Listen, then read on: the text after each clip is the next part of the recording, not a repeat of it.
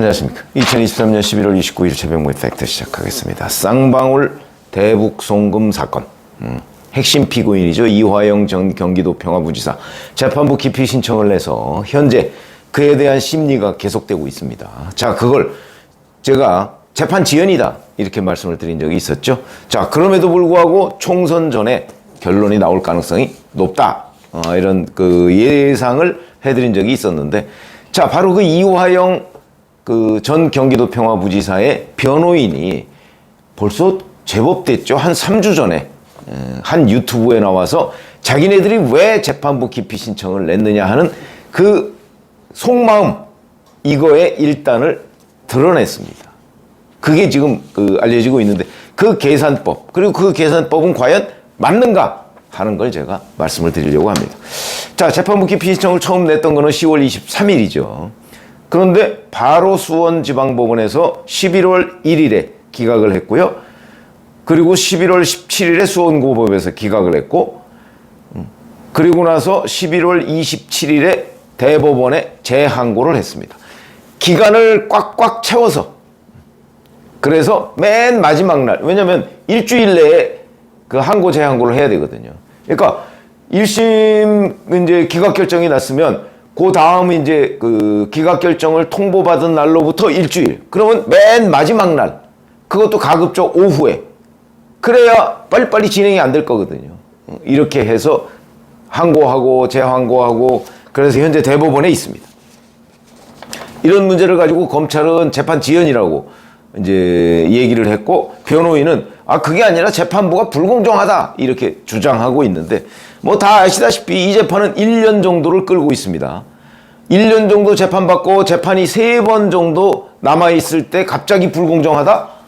그러면 지난 1년간 재판받은 거는 뭐죠? 그리고 그동안 뭐 검찰에서 또는 그 재판부에다가 이재명 경기도지사한테 사실은 방북비용 대납 이런 거 얘기했습니다 라고, 물론 나중에 뒤집었지만 그건 또 뭐죠? 앞뒤가 안 맞는 얘기인데, 여하튼 변호인은 김광민 변호사죠. 변호인은 11월 8일 그 장윤선의 뭐 뉴스 편의점인가 하는 그 유튜브에 나와서 이런 식의 얘기를 했습니다. 원래 이화영 전 부지사 재판 같은 거는 검찰은 증인들을 다 조사하고 법정에 와서 또 한 번 그 얘기를 듣는 거기 때문에 그 전체적인 내용을 다 꿰고 있지만 변호인들은 그렇지가 못하다. 그렇기 때문에 늘 변호인이 거기서 굉장히 이 재판에 대응하기가 어렵다. 근데 글쎄요, 그게 이 재판만 그런가요? 모든 재판이 다 그렇죠. 모든 재판이 다 검찰이 수사를 해서 그 결과를 가지고 기소를 해서 법정에서 다투고, 피고인들은 변호인을 써서 대응하게 하고, 모든 재판이 다 그런 거 아닌가요? 마치 이 재판만 그런 것처럼 얘기를 해가면서 지금 그 재판 지연 프레임은 검찰이 만든 거다. 그리고 검찰이 계속 별건 수사 얘기를 굉장히 많이 하더군요. 별건 수사를 해서 지금 이화영 전 부지사를 압박하는 거는 결국 이재명 대표한테 보고한 거 뭐 이런 거를 풀어라, 그거 아니겠냐. 당연하죠. 부지사가 한 일을 지사가 지금 별로 잘 모른다 뭐 이런 식으로 얘기하고 있는데, 그게 상식적으로 가능한 일인가요? 더군다나 이 일이 모두가 경기도 일인데, 스마트팜 사업, 이재명 방북, 다 그 경기도와 이재명 경기도지사의 얘기죠. 그런데 부지사가 실무적으로 이재명 지사의 명을 받고 북한과 접촉하고 쌍방울과 접촉하고 해서 대납하도록 하고 이랬던 건데, 이걸 지금 지사가 모른 척 하고 있는데 검찰이 그러면 그랬을 수 있군요, 그러고 그냥 넘어가 줘야 그게 정상이냐. 어쨌든 김광민 변호사는 그 부분에 대한 그 주장을 계속하면서 이제 재판부 기피 신청을 한 속내를 드러냅니다. 이렇게 얘기를 합니다. 기피 신청을 하면 경험상 결과가 나오는 데까지 한두 달은 걸린다. 그런데 일주일 만에 나왔다. 이게 11월 8일에 한 거거든요. 11월 1일에 결론이 나오고 11월 8일에 유튜브를 하고 11월 9일에 항고를 하기로 돼 있었던 거예요. 11월 9일이 그러니까 마지막 날인 것 같아요. 그 항고를 할 수 있는 마지막 날. 근데 일주일 만에 나왔다. 그러면서 이제 항고하고 재항고해야죠. 뭐 이런 식으로 밝히면서 그 다음에 계속 정상적이라면 뭐 이런 얘기를 계속합니다. 정상적이라면 한 단계를 넘어갈 때마다 한두 달씩 걸린다. 그러니까 아마 이 김광민 변호사, 이화영 전 부지사 측 변호인들은 한 단계마다 한두 달씩. 그러면 10월 23일이면 첫 번째 할 때 기피 신청 심사할 때 한두 달. 그 다음에 한두 달. 그러니까 최소 3개월, 최대 6개월 정도는 재판을 끌 수 있을 것이다 라고 계산을 한 것으로 보입니다. 그럼 10월 23일이면 11, 12, 1, 2, 3, 5개월이죠. 그러니까 거기다 무엇보다 2월에 판사 인사이동이 있습니다. 지금 이 수원지법 형사부 21부는 다 인사 대상입니다. 내년 2월에. 그러니까 한 3개월 정도만 끌면, 그러니까 최소 3개월이라는 거죠. 3개월만 끌면 인사이동이 돼서 다음 재판부가 이 재판을 한다. 그러면은 총선 전에 선고 안 나온다. 요걸 계산한 겁니다. 그래서 늘 여기 보면 이 유튜브를 보면 정상적이라면 이런 표현이 굉장히 많이 등장한다. 그러니까 자기 경험상 한 단계 넘어갈 때마다 1, 2개월이니까 최소 3개월이다. 아마 그걸로부터 법관 인사들로부터 역산을 해서 10월 23일을 D-Day로 잡았던 것 아닌가. 그 계산이 과연 맞는 것인가. 이런 얘기합니다. 내년 2월 인사이동 시기랑 겹칠 수도 있다. 1월에 재판이 재개된다고 해도 판결 선고는 다음 재판부가 하게 된다. 2월에 수원지법 형사 11부가 이제 새로운 판사들로 이루어지면 그 사람들이 갑자기 무슨 세주로 판결을 합니까? 기록 다 다시 한번 봐야죠. 그렇게 되면 총선 때까지 선고 못한다. 이런 계산을 했던 거죠. 그 계산의 속마음이 이 유튜브에 노골적으로 드러나 있습니다. 재판 지연이죠. 재판 지연. 다 끝나가는 재판을. 자, 그러면 이 이화영 전 부지사의 이런 계산이 맞을까요? 과연? 우선 어긋나기 시작한 것이 바로 본인도 거기서 그때는 얘기했습니다. 한두 달쯤 통상 경험상 한두 달쯤 걸리는데 일주일 만에 이루어졌다. 사실은 9일 만에 이루어졌습니다. 9일. 그렇게 얘기를 합니다. 자, 그리고 나서 11월 17일에 수원고등법원에서 기각이 또 됩니다. 이거는 또 8일 만에 나왔습니다. 그리고 11월 17일부터 이제 그때가 주말이 끼어서 그래서 또 마지막 데드라인이 11월 27일인데 엊그제죠. 엊그제 재항고를 했습니다.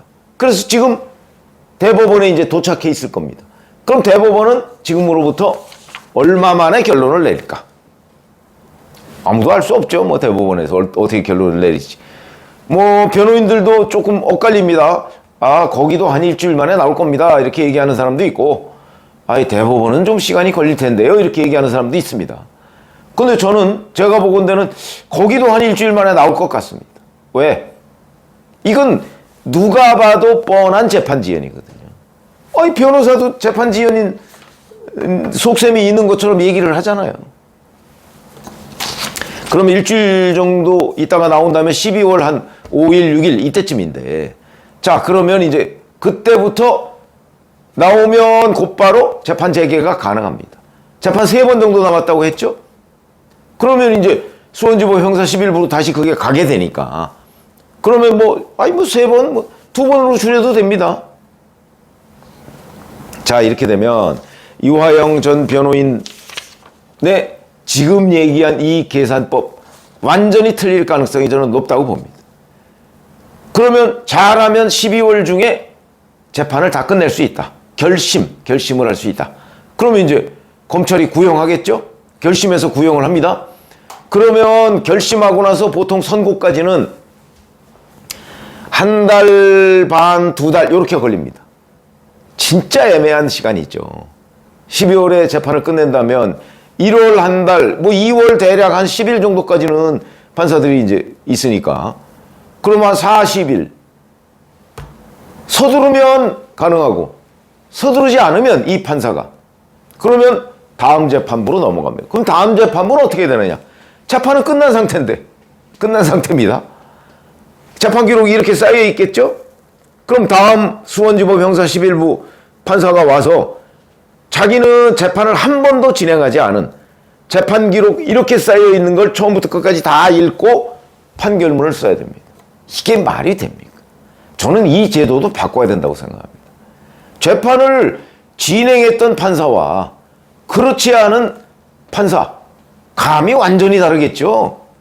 자기가 경험한 일, 그거에 대한 선고를 내리는 사람과 어디 책 기록 보고서 판결문 쓰는 사람 완전히 다를 겁니다.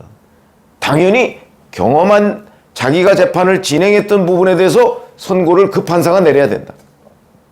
그러니까 뭐 대법원 예규나 뭐 뭘 바꿔야 되는지 잘 모르겠습니다만은 여하튼 그렇게 되면 만약에 재판을 다 끝내놓고 인사이동 때문에 판결문을 못 썼다. 그 상태가 되면 다른 데 가서라도 그 판결문을 써야 한다고 저는 봅니다. 상식적으로 그런 거 아닙니까?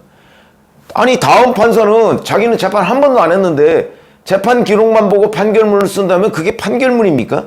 독후감이지. 그런 생각이 듭니다. 그렇다면 저는 수원지법 형사 11부의 이 판사는 더군다나 본인에 대해서 불공정하다고 얘기했던 이 피고인의 입장을 감안해서 피고인의 의도가 지금 이렇게 뻔히 들여다 보이는 이거를 그러면 의도대로 맞춰줘야 되느냐? 본인이 조금 더 시간을 할애해서 한 달 만에 선고 내릴 수 있는 거 아닌가요? 저는 그럴 걸로 봅니다. 뭐 우리나라 판사들 최근에 여러 문제점을 일으키고 있지만 이거는 기본 중에 기본 아닌가요? 본인이 불공정하다고 1년 동안 재판받고 마지막 순간에 불공정하다고 의도가 뻔히 보이는 수작을 부린 피고인 측, 그 사람들의 계산법을 맞춰줘서 재판은 다 끝내고 판결문은 자기가 안 쓰고 나간다? 말이 안 되는 거라고 저는 생각을 하고, 그런 점에서 본다면 이 판사가 조금 서둘러서 아마 판결문을 쓰고 나갈 것이다. 그러면 늦어도 2월 초 본인 인사이동 발령지가 확정된 뒤에도 2월 초에 부임하기 전에 서둘러서 판결을 하고 저는 갈 거라고 봅니다. 그게 판사의 태도고 책임 있는 판사의 태도죠. 저는 그렇게 봅니다.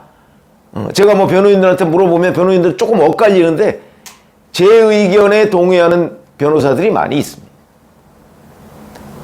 그런 점에서 저는 우리나라의 판사 대부분은 아마 그렇게 책임성 있게 행동할 것이다. 그렇다면 결국 이화영 전 부지사의 변호인들의 계산, 이거는 완전히 틀릴 것이다. 전 이렇게 생각을 합니다.